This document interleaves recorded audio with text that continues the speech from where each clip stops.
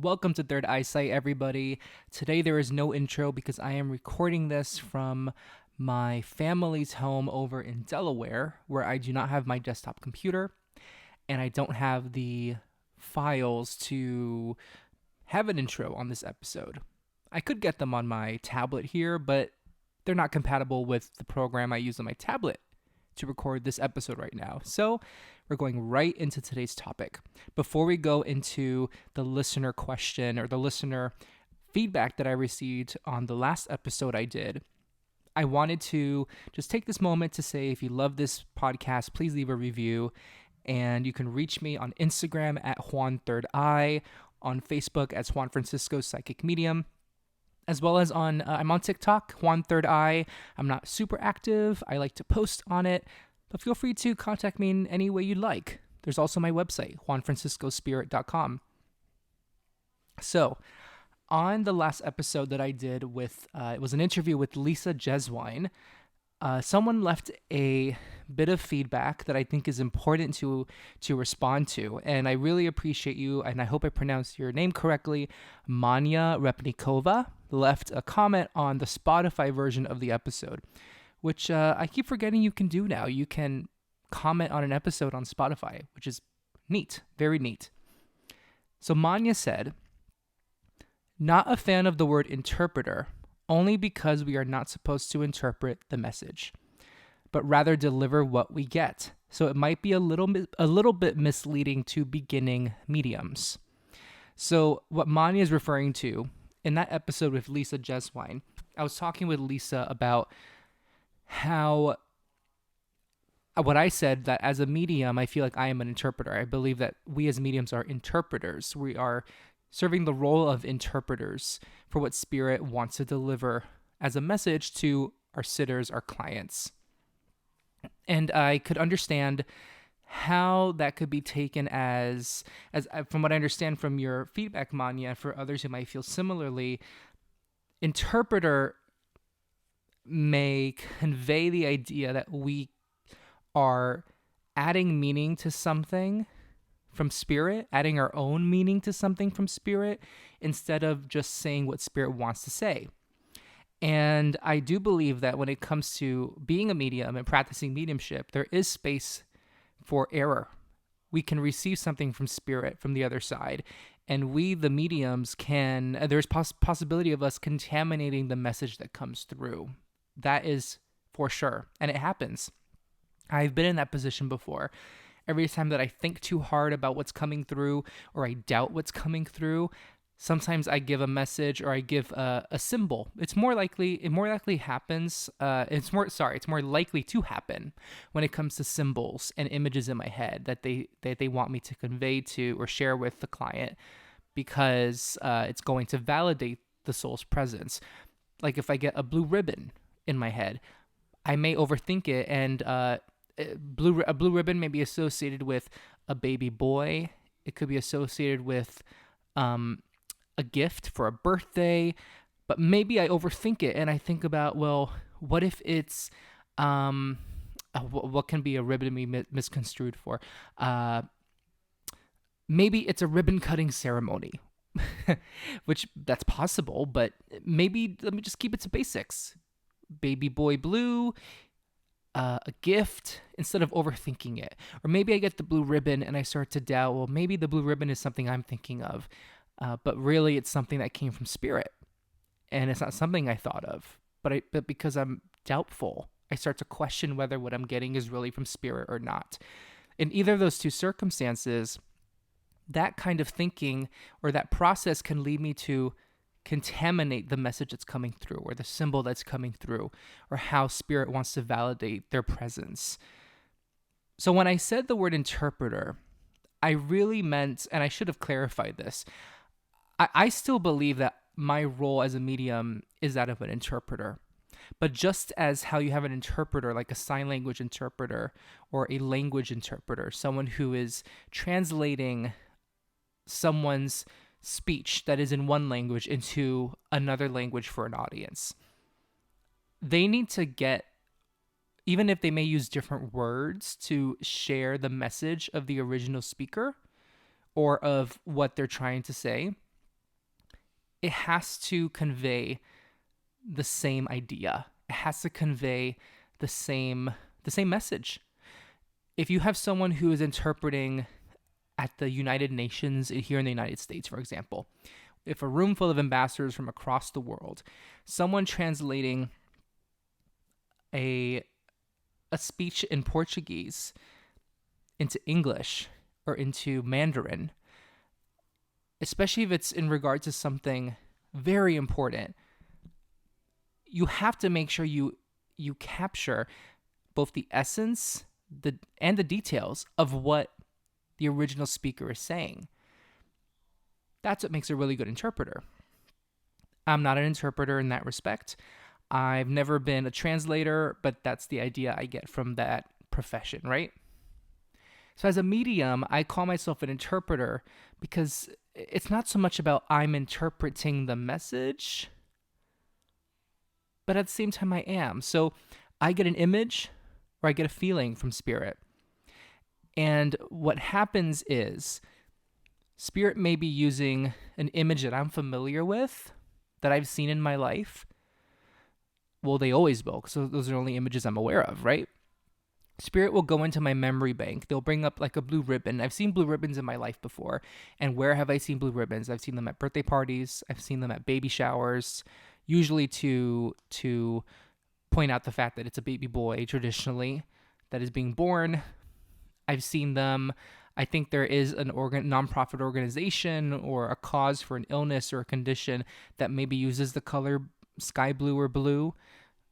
So these are things that I may think of. Spirit is using this image, and then I'm using my brain to consider, what has this meant to me? However, I need to leave space when I communicate what I'm seeing to the client or the sitter. I need to consider, like, this is what this means to me, but what does it mean to the client or the sitter? Because maybe to me it means, based on tradition that I grew up with, a baby boy that is being born or just born.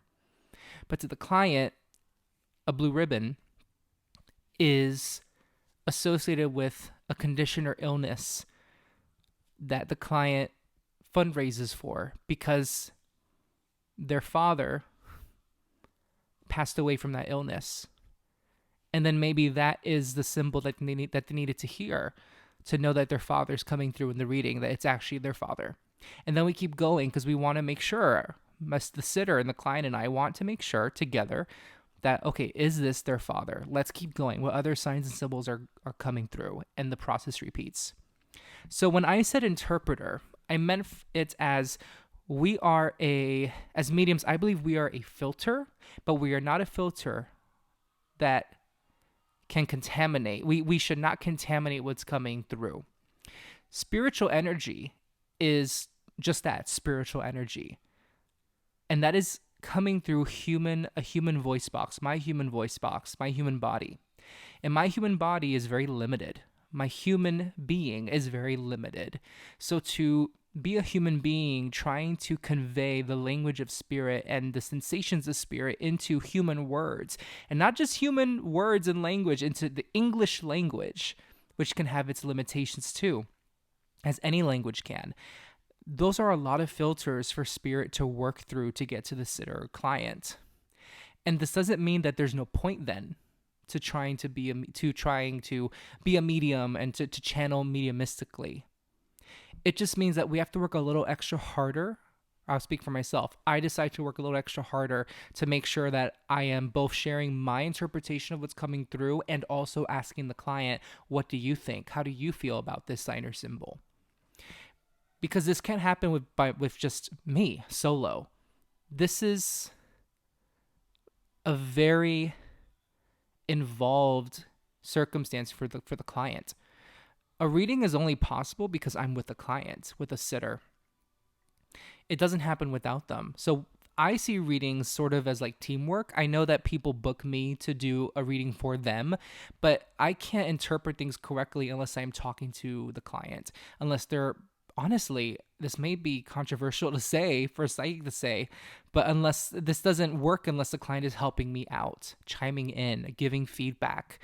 So it is a team effort.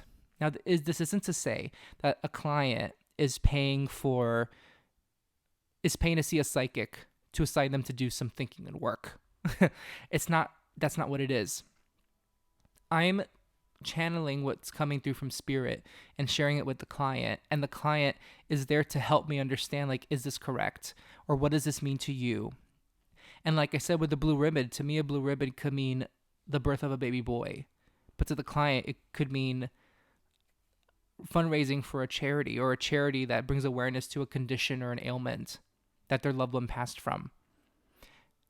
And that could be super validating for the client, but that wouldn't be possible to discover that unless I brought up the sign or symbol, the visual, and then let them have the space to share their interpretation of that.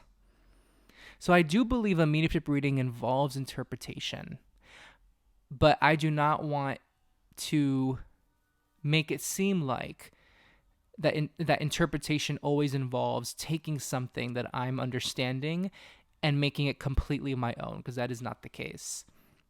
So I wanted to clarify that, and I think it's really important because a lot of the times in psychic and mediumship readings, we let ourselves get in the way. One of my favorite podcasters and mediums, Hannah McIntyre, who is the host of Mediumship Matters, which I highly recommend you go listen to, because it is an immense part of my journey as a medium. I've listened to every episode, and she knows it. She has a whole episode about getting in our own way, from what I remember. If I remember correctly, it was a whole episode dedicated to that. This is a very common experience, getting in our own way in a reading, or just in the work itself of development. It's important that we acknowledge that we are a channel. We are a medium. Someone recently told me that being a medium is being the one in the middle between spirit and the client. And it is up to us to take what we get from spirit and relay it to the client clearly. And I myself am a proponent for as I receive something from spirit and relate to the client, sharing my interpretation of what I'm seeing. But I want the buy-in and the input from the client, because if I only share what I think of it without asking the client, that doesn't do the client any justice. That's not a reading. That's just a speech. That's just a monologue.